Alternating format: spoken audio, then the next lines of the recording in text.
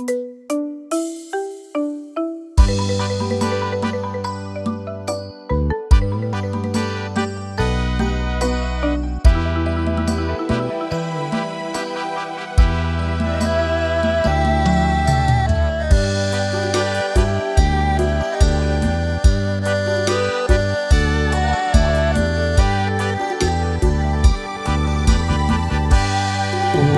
ดินแดนแค้นแห่งความฝันสวยงามตระการเป็นหนึ่งสวรรค์สรรสร้างสมคำเล่าลือเมืองหลวงพระบางปราสาทเวียงวังแวววาวสะดุดตายอดภูสีสูงเด่นงามล้ำวัดว่าเป็นมิ่งขวัญเมืองสง่าของสนทั่วไป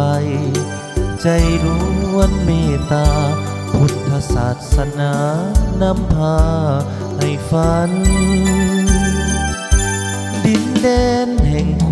วามวิไลเลี้ยวแลแห่งใดส่วนจิตใจเบ่งบานเพลินเที่ยวชมที่ลมสำลานพบเห็นแต่หอยยิ้มนั้นข้าซาบซึ้งตรึงใจแดนใดใสจะเปรียบเหมือนฟังใจที่เตือนบ่อาจหลงเลือนลืมได้ยิ้มนั้นแนบตึงซาบซึ้งหรือไทยมีค่าความหมายไมตรีต่อกัน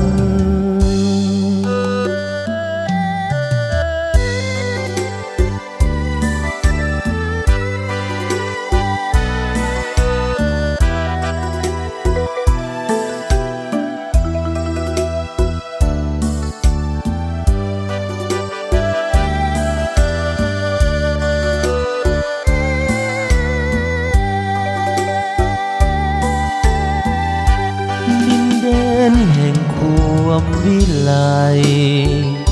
เลี้ยวแลแห่งใดส่วนจิตใจเบิกบานเดินเที่ยวชมที่ลมสำลาน